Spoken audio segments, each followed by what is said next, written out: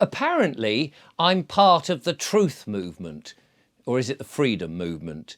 Or is it the sovereign movement? I can't quite work out what it is, but apparently that's what I'm part of. Not that I really thought of being part of this truth, sovereignty, freedom movement. I just thought I was looking around at the world and using a bit of common sense and maybe a bit of critical thinking. But it is interesting that there are a lot of people like me who feel they're in the truth movement, the freedom movement, the sovereign movement, whatever it is, you give it your own name if you like. And they may not realise just how deep and how involved this movement is, and what's really at the back of it. You know, I've been chatting to somebody the other day, and I mentioned about Agenda 21 and Agenda 30. And he was all about freedom and, you know, oh, look at these 20-mile-an-hour speed limits. That does seem a bit of an imposition. And I said, well, you know, it's all part of the 15-minute cities. It's a part of Agenda 30 and all this. And he looked at me. I could see as he was nodding, he had no idea what I was talking about. And I said, well, you know, of course, it's about this, the business of depopulating the world, getting rid of the 8 billion people on the planet down to about 500 million. And again, he looked at me and he was like going, not quite sure what you mean. And I said, well, you know, it's all to do with the people like the Bank of International Settlements trying to sort of run everything. And again, he just thought, well, the Bank of what? Sorry. And I thought, oh, you haven't really done your homework, have you? You don't quite know what you're talking about. You know, the things that we see every day, like the 20-minute restrictions, the ULEZ cameras, the pay per mile cameras that are being put up at the edge of villages and things like that. That's just like the tip of the iceberg. That's not really what it's about. These are sort of mini distractions, really. The bigger thing is things where these, what do you call them? Those people that are like builders but work in stone. There's a name for them, and they're free apparently. Buy one get two free. Yeah, them. If you get to the something like the 33rd floor of their division, you realise that actually instead of being, let's say, God-fearing and you know, being sort of in the guy up there in the clouds, they're more down with the bloke with the sort of things out of his head and has one of them, you know, brimstone and whatever you call that thing that you stoke your fire with, him and all the various little devils down there. Yes, so they sort of they have this, you know, the pyramid with the big beady eye peering out, the one eye thing.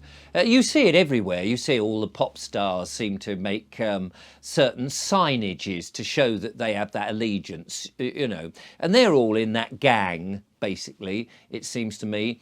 And they're all part and parcel of this. They're all, what would you call it? I suppose they're part of an army, aren't they, to ensure that certain messages go out, that in the mainstream media, in the pop culture, in the video culture, messages which tell you what is going to happen. Anyway, I was telling this bloke a little bit about this, and he was going, no, I can't see that. I think you're a bit mad. I can see the you know, the speed restrictions and the pay per mile, and I've heard vaguely about these 15-minute cities. I don't really understand what it's about, but I can't quite get my head around this this depopulation. And I said, well, what about the bugs and things? You know, there's flour now that is being made out of bugs, and it was like, yeah, but isn't that about, you know, the global warming thing, and we've really got to look after the planet? And I said, do you really believe that? Do you really believe that's what it's all about? Have you not dug a bit deep? Have you not gone down to the very depths of these rabbit holes and come back thinking that we're all doomed, we're all going to die in a horrible agonising death? Have you not come away feeling angry and cross that this has been going on for centuries, not just this century, but a long time. Do you not realise that there is a time scale to all of this? Can you not see all the different types of symbology, if that is a word, symbolism in all sorts of things, even during the coronation, in which the king, supposedly gave a public oath and then went behind a screen and gave his real oath? Did you not see that? And again, he was sort of shaking his head, wondering what the hell I was talking about. Well, it does seem to be the fact that people have no idea that we live in a prison. We live in the prison now, and the prison is going to get a lot worse. We're going to be corralled into these prison camps. You may see them driving around the country. I see them all the time. In the middle of a field, a farmer has been bribed to have a few £1,000,000 for his farm, a farm that maybe he and his family and centuries before other families have farmed that land and provided food for the country, and it's been good. And he has been bribed, this farmer who is on his uppers, or rather on his downers, and he can't afford whatever. He's sold to a developer, and now that land cannot be farmed ever again, because they've decided to build houses, and all the houses are quite identical, really. They might be a variation of 2 or 3 different types of houses with mean windows, mean gardens, no parking on the main road. You've only got enough parking space really on only some of the houses. Some of them don't even have driveways, because you won't be having cars in the future, because they don't want you to have cars. That's right, they're going to get shot of those. And these little environments, they're all in its own little enclave. I mean, you can't see the barbed wire. You can't see that is actually, a concentration of people in this area, like a camp, which will be its own 15-minute city, and people won't be able to leave it. But people can't see that at the moment. They just think, oh, it's urban expansion.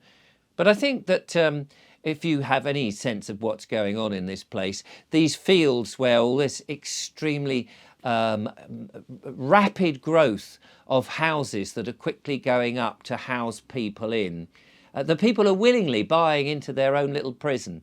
They just don't seem to be able to see it, really, and it's a worry that I thought the frog now could sense, as that water is bubbling up about him, that someone has whacked the gas up. And even now, people who think they're in the truth movement have no concept of what the truth, the sovereignty, the freedom movement really is. They have no concept of it. They think it's these tiny little things, and they cannot see the bigger mass picture that's been going on for generations, and you cannot see what's coming to people if they don't act and don't do something about it. And they get sort of in these little Telegram groups or these WhatsApp groups, and they moan and groan and mumble and sort of go, what shall we do? And not really address anything. They don't really address the fact that the children are being sexualized left, right and centre, that the transhumanism thing is happening, that people are being encouraged to take more of the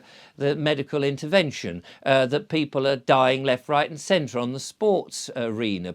Young people are dying all over the place, that there is going to be a mass amount of human death coming down, carnage to the nth degree, and people just don't seem to be able to see it. And of course, from my point of view, in which I have had these amazing guests on my show, and I've gone down the rabbit hole, and I've thought about what's going on, and I've taken it very seriously, and I've presented programs about it.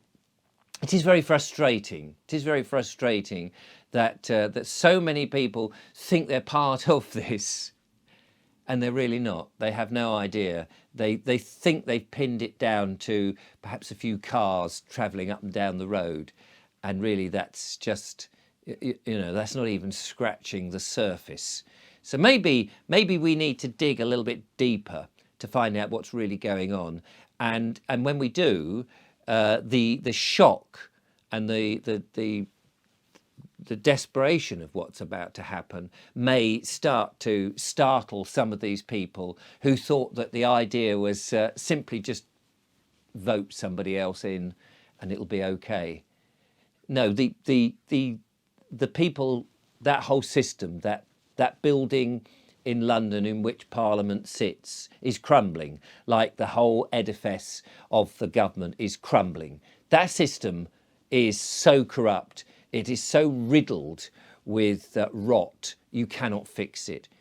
We need to get out of this corporate prison that we're in at the moment, and we need to have a look at a much more sovereign Britain, a prison that isn't there asking you or telling you, demanding from you that you have permission all the time to do everything. You have a license and that you've registered on this, or you've got a little membership card to that, or an ID for this, and you've always got permission to park your car in the right place, to license this or to all of that. We need to get away from all of that, because all of that is the prison that we are in. And most people don't even know they're in the prison. They cannot see the bars. They're holding on to the bars and going, oh, I think I'll join that, and I'll give my title away to this. And they acquiesce to the other, and they assume that these people who seem to be smart and smarmy and drive around in big cars and have the illusion of power are their betters. But they're not really. No man is born above another. We're all born equal, and yet some people are seeming to allow those others to lord it over them, and they just are happy to acquiesce and have a little moan over the garden fence. And sometimes that seems to be as far as it'll go. I think we need to do better, really. I think we really now, at this point in where we are, we've really got to stop the talking and actually do something about it.